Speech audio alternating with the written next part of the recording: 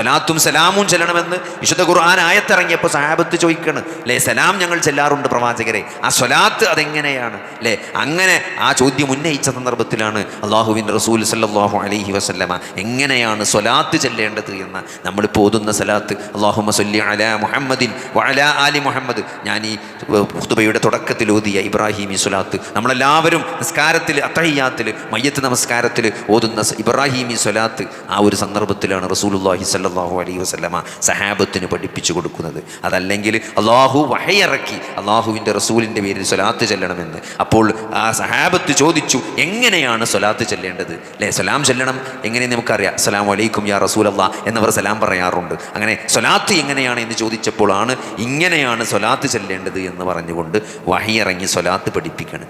ആലോചിക്കി, അങ്ങനെ നമുക്ക് ഇറക്കപ്പെട്ട വഹിയാണ് ഈ നമ്മൾ ചൊല്ലുന്ന ഇബ്രാഹിമി സ്വലാത്ത് എന്നുള്ളത്. എന്നാൽ ഇവിടെ നാരിയ സ്വലാത്ത് എന്നൊക്കെ പറഞ്ഞ ആളുകൾ ചില പ്രത്യേക എണ്ണം പിടിച്ചുകൊണ്ട് ചെല്ലുന്ന സ്വലാത്തുണ്ട്.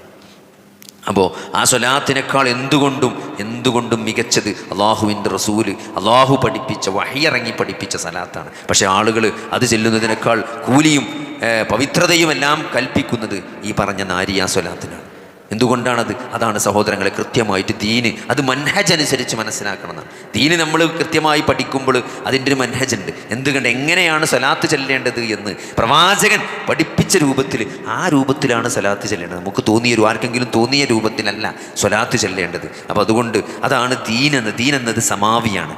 ആകാശലോകത്ത് നിന്ന് അള്ളാഹു വഹയിറക്കിയതാണ് അല്ലേ? ളുഹർ നമസ്കാരം 4 റക്അത്താണ്. അതിന് മുമ്പുള്ള സുന്നത്ത് 2 റക്അത്ത് 4 റക്അത്ത് റവാത്തിബ് സുന്നത്ത് നമസ്കാരം, അതൊക്കെ കൃത്യമായി പഠിപ്പിക്കപ്പെട്ടതാണ്. അത് 5 റക്അത്താക്കാൻ അല്ലേ, ളുഹർ 5 റക്അത്താക്കാൻ, ളുഹറിൻ്റെ സമയം മാറ്റാൻ അതാർക്കും അനുവാദമില്ലാത്ത വിഷയമാണ്. അത് മതത്തിൻ്റെ നിയമമാണ്. അത് അള്ളാഹു നിയമമാക്കി അവതരിപ്പിച്ചതാണ്. അതിൽ മാറ്റം വരുത്താൻ അള്ളാഹുവിൻ്റെ റസൂലിന് പോലും അള്ളാഹു അനുവാദം നൽകിയിട്ടില്ല. അപ്പോൾ അതുകൊണ്ട് സഹോദരങ്ങളെ, ദീൻ എന്നുള്ളത് ഇന്ന് ഞാനും എൻ്റെ സഹാബത്തും ഏതൊരു മാർഗത്തിലാണോ അതാണ് ദീൻ എന്നുള്ളത്. അതിൽ മാറ്റമില്ല. എൻ്റെ സമുദായം 73 കക്ഷികളായി മാറുമെന്നാണ് റസൂലുള്ളാഹി സ്വല്ലല്ലാഹു അലൈഹി വസല്ലമ പറഞ്ഞതായിട്ട് നമുക്ക് ഹദീസുകളിൽ കാണാൻ പറ്റും. തിർമിദി ഉദ്ധരിക്കുന്ന ഹദീസിൽ ഈ ഉമ്മത്തെന്താവും 73 വിഭാഗമായി മാറുമെന്നാണ്. അതിലെല്ലാവരും നരകത്തിൽ പ്രവേശിക്കുമെന്നാണ്. എല്ലാവരും, ഒരു വിഭാഗം ഒഴികെ എന്നാണ്. അപ്പോൾ ചോദിക്കപ്പെട്ടു, ആരാണ് ആ ഒരു വിഭാഗം? ആരാണ് മൻ ഹിയ യാ റസൂലല്ലാഹ്? ആരാണ് ആ നരകത്തിൽ പോകാത്ത? 73 വിഭാഗം ഉണ്ടാകുമ്പം 72 വിഭാഗവും നരകത്തിൽ പോകുന്നതാണ്. അതിൽ ഒരു വിഭാഗമാണ് സ്വർഗത്തിൽ പോകുക. അപ്പോൾ ആ നരകത്തിൽ പോകാത്ത വിഭാഗം ആരാണ് എന്ന് ചോദിക്കപ്പെട്ടപ്പോൾ അള്ളാഹുവിൻ്റെ റസൂൽ ഉത്തരം പറഞ്ഞൊരു മറുപടി ഉണ്ട്. മാ അന അലൈഹി വ അസ്ഹാബി, ഞാനും എൻ്റെ സഹാബത്തും ഏതൊരു മാർഗത്തിലാണോ ആ മാർഗമാണ് എന്ത്? ആ നരകത്തിൽ പോകാത്ത മാർഗം, അഥവാ സ്വർഗത്തിൽ പ്രവേശിക്കുന്ന മാർഗം. അതുകൊണ്ട് സഹോദരങ്ങളെ, ആ വഹയി കണ്ടത്, ആ വഹയി അനുഭവിച്ചത്, ആ വഹയി നേരിട്ടത് അത് അള്ളാഹുവിൻ്റെ റസൂലിൻ്റെ സഹാബത്താണ് അല്ലേ? ആ പ്രവാചകൻ, അവർക്കാണ് ഖുർആനിൻ്റെ ആയത്തുകൾ ഓതിക്കൊടുത്തത്. ആ പ്രവാചകൻ്റെ ജീവിതം കണ്ടവർ അവരാണ്. ഈ ഹദീസിനും ഈ ഖുർആനും ഹദീസുമാകുന്ന ആകാശലോകത്ത് നിന്ന് മനുഷ്യനെ നന്നാക്കാൻ അള്ളാഹു ഇറക്കിയ അള്ളാഹുവിൻ്റെ വഹയിൻ്റെ സാക്ഷികൾ അത് സഹാബത്താണ്.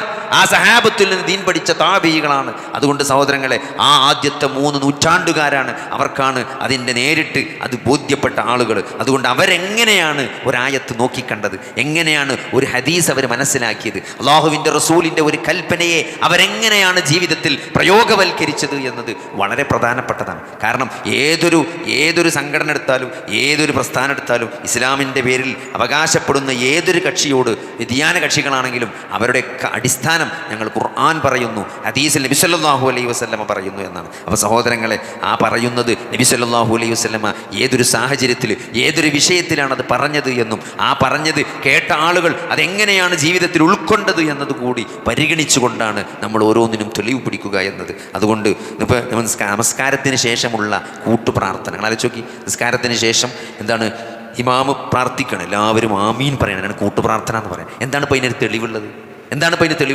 റസൂൽ നബി സല്ലല്ലാഹു അലൈഹി വസല്ലമയോ സഹാബത്തോ 23 നബി സല്ലല്ലാഹു അലൈഹി വസല്ലമ നബിയായിട്ട് 23 വർഷം ജീവിച്ചു. നമസ്കാരം, ഫർള് നമസ്കാരം നിർബന്ധമാക്കിയതിന് ശേഷം എത്ര തവണകളാണ് റസൂലുള്ളാഹി സ്വല്ലല്ലാഹു അലൈഹി വസല്ലമ മസ്ജിദുൻ നബവിയിൽ ഇമാമായിട്ട് നിസ്കരിച്ചത്? എത്ര തവണ? ജീവിതത്തിൽ ഒരു പ്രാവശ്യം പോലും ചെയ്ത കാര്യങ്ങൾ സഹാബത്ത് കൃത്യമായിട്ട് നോക്കി കണ്ട് മനസ്സിലാക്കി രേഖപ്പെടുത്തിയിട്ടുണ്ട് അല്ലേ? ഒരു നബി സല്ലല്ലാഹു അലൈഹി വസല്ലം ജീവിതത്തിൽ ഒരിക്കൽ മാത്രം പോലും ചെയ്ത ഹജ്ജ് അത് കൃത്യമായി രേഖപ്പെടുത്തപ്പെട്ടിട്ടുണ്ട്. 5 നേരത്തെ നബി സല്ലല്ലാഹു അലൈഹി വസല്ലമയുടെ നമസ്കാരം മസ്ജിദുൻ നബവിയിൽ എത്ര ദിവസങ്ങൾ നബി സല്ലല്ലാഹു അലൈഹി വസല്ലം നമസ്കരിച്ചു. പക്ഷേ അതിലൊരു നമസ്കാരത്തിൽ പോലും സലാം വീട്ടിയതിന് ശേഷം നബി സല്ലല്ലാഹു അലൈഹി വസല്ലമ ഉറക്കെ പ്രാർത്ഥിച്ചതായിട്ട് സഹാബത്ത് ഒന്നിച്ച് ആമീൻ പറഞ്ഞതായിട്ടുള്ളൊരു പ്രാർത്ഥന നബി സല്ലല്ലാഹു അലൈഹി വസല്ലമയുടെ ചരിത്രത്തിൽ കാണാൻ സാധ്യമല്ല. ഹദീസിൽ എവിടെയും അങ്ങനെ നബി സല്ലല്ലാഹു അലൈഹി വസല്ലമ എന്ത് ചെയ്തു, നമസ്കാരം ഫർള് നമസ്കാരം കഴിഞ്ഞിട്ട് അവിടെ ഇരുന്നിട്ട് ഉറക്കനെ പ്രാർത്ഥിച്ചു, ഞങ്ങളൊക്കെ ആമീൻ പറഞ്ഞു എന്ന ഒരു ഹദീസ് പോലും ഇത്ര തവണ നമസ്കരിച്ചിട്ട് ആ വിഷയത്തിൽ ഒരു ഹദീസ് പോലും നമുക്ക് കാണാൻ സാധ്യമല്ല. പിന്നെ എങ്ങനെയാണ് സഹോദരങ്ങളെ ഇമാം ഉറക്കനെ പ്രാർത്ഥിക്കുക, മഅ്മൂം എങ്ങനെയാണ് ഉറക്കനെ ആമീൻ പറയാം? അതുകൊണ്ട് അതിനൊന്നും യാതൊരു തെളിവുമില്ല, യാതൊരു അസിലുമില്ല. അതിൻ്റെ തെളിവെന്താണ്? പ്രാർത്ഥന എല്ലാവരും കൂടി പ്രാർത്ഥിച്ചാൽ പ്രാർത്ഥന സ്വീകരിക്കുമെന്നുണ്ട്. അതായത് എല്ലാവരും ഒന്നിച്ചിരുന്ന് കണ്ട് പ്രാർത്ഥിച്ചാൽ പ്രാർത്ഥന സ്വീകരിക്കാൻ സാധ്യത കൂടുതലുണ്ട് എന്ന ഒരു അനുമാനം കൊണ്ട്, അല്ലെങ്കിൽ ഫർള് നമസ്കാരത്തിന് ശേഷം പ്രാർത്ഥന സ്വീകരിക്കപ്പെടുന്നൊരു സമയമാണ് എന്നതുകൊണ്ട് അതിലേക്ക് കിയാസാക്കാൻ, ഇത് കിയാസാക്കിക്കൊണ്ട് അങ്ങനെ ചെയ്യുക എന്നത് മതത്തിന് യാതൊരു അടിസ്ഥാനവും ഇല്ല. നിങ്ങൾ ആലോചിച്ച് നോക്കി, അള്ളാഹുവിൻ്റെ റസൂല് ചെയ്യാത്തൊരു കാര്യം അള്ളാഹുവിൻ്റെ റസൂലും സഹാബത്തും എത്ര തവണ മസ്ജിദുൻ നബവിയിൽ ഫർള് നിസ്കരിച്ചിട്ടുണ്ട്. ഒരു ദിവസം 5 വട്ടം നിസ്കരിച്ചിട്ടുണ്ട്. എത്ര കാലം നിസ്കരിച്ചിട്ട് ആലോചിക്കുന്നത്. ഒരു പ്രാവശ്യം മാത്രം ചെയ്ത ഹജ്ജ് പോലും ഇത്ര കൃത്യമായി രേഖപ്പെടുത്തപ്പെട്ടിട്ടുണ്ടെങ്കിൽ നബി സല്ലല്ലാഹു അലൈഹി വസല്ലമ ആ മസ്ജിദുൻ നബവിയിൽ 5 നേരം എത്ര കാലം നിസ്കരിച്ചു? ആ നിസ്കാരത്തിൽ ഒരു പ്രാവശ്യം ഒരു ദിവസത്തിൽ ഏതെങ്കിലും ഒരു വക്തിൽ പോലും അതായത് നബി സല്ലല്ലാഹു അലൈഹി നിസ്കാരം കഴിഞ്ഞിട്ട് കയ്യൊന്തിച്ച് കണ്ട് ഉറക്കനെ പ്രാർത്ഥിച്ച് സഹാബത്ത് ആമീൻ പറഞ്ഞതായിട്ട് ഒരു ഹദീസ് പോലും നമുക്ക് കാണാൻ സാധ്യമല്ല. അതുകൊണ്ട് ദീൻ എന്നത് അത് നമുക്കത് തോന്നിയാൽ നല്ലതല്ലേ, ചെയ്തൂടെ അല്ലേ? നബി സല്ലല്ലാഹു അലൈഹി വസല്ലമയുടെ ജന്മദിനം അപ്പം എന്താ ആഘോഷിച്ചാൽ എന്താ വലിയൊരു മോശമുള്ളത്?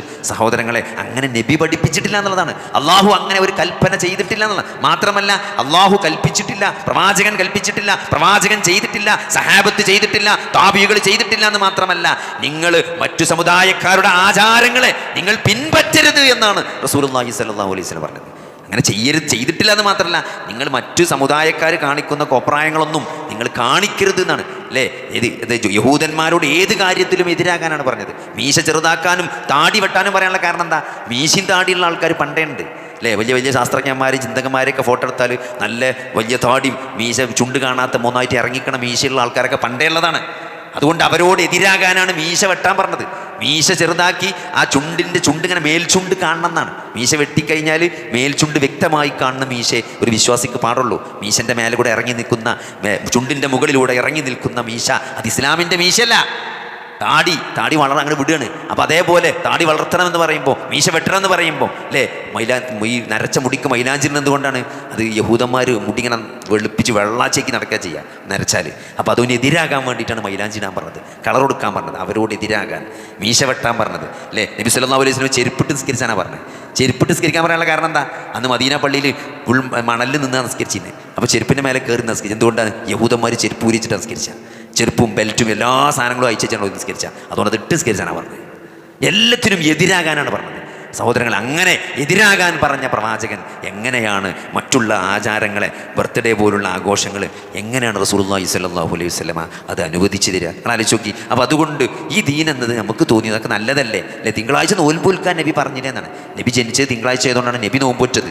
അപ്പോൾ നബി നോൽമ്പൊൽക്കാൻ പറഞ്ഞില്ലേ? തിങ്കളാഴ്ച നബി ജനിച്ചതിൻ്റെ സന്തോഷമല്ലേ? പിന്നെ ഒരു ബിരിയാണി കൊടുത്താൽ എന്താണ്?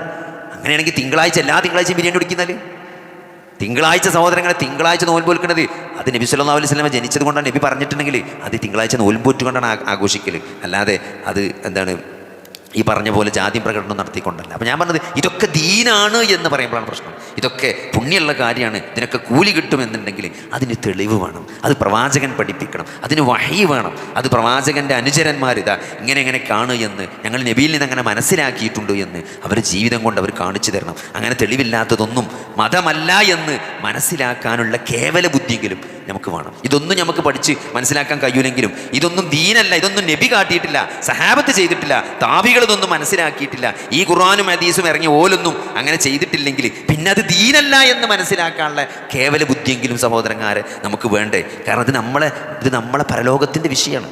ഇത് നമ്മളെ അലംഭാവം കാട്ടേണ്ട വിഷയമല്ല. ഇതിപ്പോൾ അരി ഏത് മറ്റേ ജയമാണോ മറ്റേ അരിമാണോ എന്നുള്ളതല്ല. ഏതരി വാങ്ങിയാലും ഇവിടെ ബാക്കിയാവും, നമ്മൾ തിന്നാലും നമുക്ക് ജീവിച്ച് പോകാൻ പറ്റും. ഇതല്ല, ഇത് ദീനാണ്. ദീനിൽ എന്തെങ്കിലും ഒരു കുഴപ്പം പറ്റിയാൽ നാളെ പരലോകത്ത് കുടുങ്ങും, മഹ്ശറിൽ കുടുങ്ങും. പിന്നെ രണ്ടാമത് ഇങ്ങോട്ട് വന്നു കണ്ടൊരു ചാൻസ് നമുക്ക് ഉണ്ടാവില്ല. അതുകൊണ്ട് ഈ കാര്യത്തിൽ നമ്മൾ പടച്ചോൻ തന്നൊരു ബുദ്ധി നമ്മളിതുകൊണ്ട് ഈ വിഷയം അതിനാണ് പടച്ചോൻ ബുദ്ധി തന്നത്.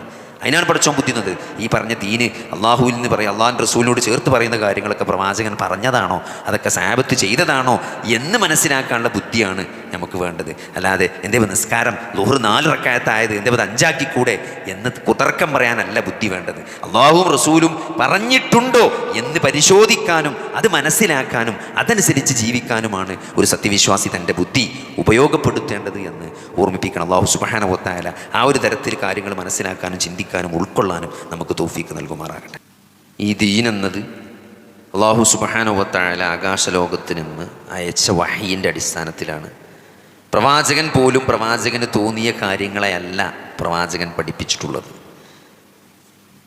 ആ പ്രവാചകൻ പോലും വമാ യൻതിഖു അനിൽ ഹവാ ഇൻ ഹുവ ഇല്ലാ വഹയുൻ യൂഹ, ആ പ്രവാചകൻ സംസാരിക്കുന്നത് പോലും ആ പ്രവാചകന് തോന്നിയ പോലെ സംസാരിക്കല്ല, ഒരു വഹയിൻ്റെ അടിസ്ഥാനത്തിലാണ്, അള്ളാഹുവിൽ നിന്നുള്ള കൃത്യമായ മാർഗദർശനത്തിൻ്റെ അടിസ്ഥാനത്തിലാണ് പ്രവാചകൻ പോലും എന്ത് ചെയ്തിട്ടുള്ളത്, ദീനിൻ്റെ കാര്യങ്ങൾ പറഞ്ഞിട്ടുള്ളത്. അല്ലെങ്കിൽ പ്രവാചകൻ എനിക്കറിയില്ല എന്നാണ്. വഹി വരാത്ത വിഷയത്തിൽ അദൃശ്യമായ കാര്യങ്ങൾ അറിയുന്നവനല്ല പ്രവാചകൻ, അല്ലേ? മാനുഷികമായ പല കാര്യങ്ങളും മനുഷ്യനെ മറ്റുള്ളവരെ പോലെ തന്നെ നബി സല്ലല്ലാഹു അലൈഹി വസല്ലമക്ക് അറിയാത്തതുണ്ട്. അള്ളാഹു അറിയിച്ചു കൊടുത്താൽ മാത്രമേ അറിയുള്ളൂ. വഹി എന്നത്, ഈ ദീൻ എന്നത് നബി സല്ലല്ലാഹു അലൈഹി വസല്ലമ അള്ളാഹുവിൽ നിന്നുള്ള വഹീൻ്റെ അടിസ്ഥാനത്തിലാണ് കൃത്യമായിട്ട് പഠിപ്പിച്ചു തന്നത്. അതുകൊണ്ട് തന്നെ ഇതെല്ലാം അള്ളാഹുവിൽ നിന്നുള്ളതാണ്. ആ പ്രവാചകൻ എന്ത് പഠിപ്പിച്ചാലും, ഇപ്പോൾ പച്ച കുത്തരുത്, പുരികം വെട്ടരുത് എന്നൊക്കെ ഇബ്നു മസ്ഊദ് റളിയല്ലാഹു അൻഹു കൽപ്പിച്ച സന്ദർഭത്തിൽ ഒരു സ്ത്രീ അദ്ദേഹത്തോട് ഒന്ന് പറയണ്ടല്ലോ, ഇതൊന്നും ഖുർആനിലില്ല എന്നുള്ളത്. അതൊക്കെ ഖുർആനിലുണ്ട് എന്ന് തർക്കിച്ച ഇബ്നു മസ്ഊദിനോട്, ആ സ്ത്രീ ഉണ്ട് എന്ന് പറഞ്ഞ ഇബ്നു മസ്ഊദിനോട് ആ സ്ത്രീ പറഞ്ഞത്, ഖുർആൻ ഞാൻ പല വായിച്ചിട്ടുണ്ട്, അതിലെവിടെയും അങ്ങനെ ഒരു ആയത്തില്ല എന്നാണ്. വെച്ചാൽ പച്ച കുന്നൊക്കെന്ന് നമ്മുടെ ഇടയിൽ കാണുന്ന കാര്യങ്ങളാണ്. പച്ച കുത്തിരുന്നപ്പോൾ എല്ലാവരും ഫാഷൻ്റെ പേരിൽ കയ്യിൽ ടറ്റൊക്കെ അടിച്ച് നടക്കുകയാണ്. ഇപ്പോൾ ടറ്റടിക്കാത്ത പെൺകുട്ടികളെ കാണാൻ പറ്റില്ല. അപ്പോൾ അത്രയും വ്യാപകമായി കൊണ്ടിരിക്കുകയാണ് ഈ പച്ച കുത്തുക എന്നുള്ളത്. അപ്പോൾ പച്ച കുത്തരുത്, നിങ്ങൾ പുരികം ഷെയ്പ്പാക്കരുത്, പുരികം വടിക്കരുത് എന്നൊക്കെ അന്ന് തന്നെ റസൂലുള്ളാഹി സ്വല്ലല്ലാഹു അലൈഹി വസല്ലമ കൽപ്പിച്ചതായി കാണാൻ പറ്റും. അത് ഖുർആനിൽ എവിടെയല്ല വെച്ചാൽ ഖുർആനിലുണ്ട്, അത്തിയുല്ലാഹ വ അത്തിയുർ റസൂല, നിങ്ങൾ പ്രവാചകനെ അള്ളാഹുവിനെയും റസൂലിനെയും അനുസരിക്കണം. പ്രവാചകൻ എന്തൊക്കെ കൊണ്ടുവന്നോ അതൊക്കെ നിങ്ങൾ സ്വീകരിക്കണം. ആ പ്രവാചകൻ എന്തൊക്കെ വിരോധിച്ചോ അതിൽ നിന്നൊക്കെ അകന്ന് നിൽക്കണമെന്ന് സൂറത്തു ഹശറിലെ ആയത്തോതിക്കൊണ്ടാണ് ഇബ്നു മസ്ഊദ് റളിയല്ലാഹു അൻഹു അതിന് മറുപടി പറഞ്ഞത്. അതായത് അതൊക്കെ പ്രവാചകൻ കൽപ്പിച്ച കാര്യങ്ങളാണ്. പച്ച കുത്തരുത്, പുരികം പ്ലക്ക് ചെയ്യരുത്, അതൊക്കെ അതൊക്കെ ഖുർആനിലുണ്ട് വെച്ചാൽ അതൊക്കെ ഖുർആനിലുണ്ട്. കാരണം പ്രവാചകൻ വിരോധിച്ച കാര്യങ്ങൾ വിരോധിക്കണമെന്ന്, മാറി നിൽക്കണമെന്ന്, ചെയ്യരുതെന്ന് പ്രവാചകൻ കൽപ്പിച്ച കാര്യങ്ങൾ ചെയ്യണമെന്നതുണ്ട് ഖുർആനിൽ എത്രയോ സ്ഥലത്തുണ്ട്, അത്തിയുല്ലാഹ വ അത്തിയുർ റസൂല എന്നുള്ളത്. അതുകൊണ്ട് പ്രവാചകൻ എന്തൊക്കെ കൽപ്പിച്ചോ എന്നുള്ളത് അത് വളരെ പ്രധാനപ്പെട്ടതാണ്. അള്ളാഹു കൽപ്പിച്ചതിന് തുല്യമാണ് പ്രവാചകൻ കൽപ്പിക്കുക എന്നുള്ളത്. അതുകൊണ്ടാണ് ഇൻ കുൻതും തുഹിബ്ബൂന അല്ലാഹ ഫത്തബിഊനി, നിങ്ങൾ അള്ളാഹുവിനെ സ്നേഹിക്കുന്നുണ്ടെങ്കിൽ നിങ്ങൾ എന്നെ പിൻപറ്റണം എന്നാണ്. ആ പ്രവാചകനെ പിൻപറ്റണമെന്നാണ്. ആ പ്രവാചകൻ്റെ ജീവിതം കൊണ്ട് നമ്മൾ ഫോളോ ചെയ്യണം, അന്വർത്ഥമാക്കണമെന്നാണ്. ആ പ്രവാചകൻ നിങ്ങൾക്ക് സാക്ഷിയാണ്, നിങ്ങൾ ജനങ്ങൾക്ക് സാക്ഷിയാണെന്നാണ് അള്ളാഹ് പറഞ്ഞത്. പ്രവാചകൻ നിങ്ങൾക്ക് സാക്ഷിയാണ്. എങ്ങനെ ജീവിക്കണമെന്ന് പ്രവാചകൻ 23 വർഷം കൊണ്ട് കൃത്യമായി കാണിച്ചു തന്നു. ആ ജീവിതം നമ്മുടെ മുമ്പിൽ ഇന്ന് എത്രയോ വർഷങ്ങൾക്ക് ശേഷവും എങ്ങനെയാണ് പ്രവാചകൻ ജീവിച്ചത് എന്ന നേർക്കാഴ്ച ഇന്നും നമ്മുടെ മുമ്പിൽ പച്ചയായി നിലനിൽക്കുകയാണ്. എന്തുകൊണ്ട്? അള്ളാൻ്റെ കൽപ്പനയാണ് ആ പ്രവാചകൻ നിങ്ങൾക്ക് സാക്ഷിയായി എന്നുള്ളത്. നിങ്ങൾ ജനങ്ങൾക്ക് സാക്ഷികളാകണം എന്നാണ്. ആ പ്രവാചകന് സാക്ഷിയായ നമ്മൾ ആ പ്രവാചകൻ്റെ ജീവിതം പ്രയോഗവൽക്കരിച്ചുകൊണ്ട് ജനങ്ങൾക്കിടയിൽ സാക്ഷികളാകാൻ വേണ്ടിയിട്ടാണ് നമ്മൾ വിശ്വാസികളായി തിരഞ്ഞെടുക്കപ്പെട്ടത്. അതിനുള്ള പേരാണ് മുസ്ലിം എന്നത്, അനുസരണയുള്ളവൻ, അള്ളാഹുവിനോടും റസൂലിനോടും വിധേയത്വമുള്ളവൻ എന്നത്. അതുകൊണ്ട് ഈ ഉത്തരവാദിത്തം ഇത് വളരെ വലുതാണ് എന്ന് മനസ്സിലാക്കിക്കൊണ്ട് ദീൻ പഠിക്കാനും അതനുസരിച്ച് ജീവിക്കാനും അതിൻ്റെ പ്രയാസങ്ങളിൽ ക്ഷമിക്കാനും അള്ളാഹുവിൽ തവക്കുൽ ചെയ്ത് മുന്നോട്ട് പോകാനും അള്ളാഹു നമുക്ക് തൗഫീക്ക് നൽകുമാറാകട്ടെ.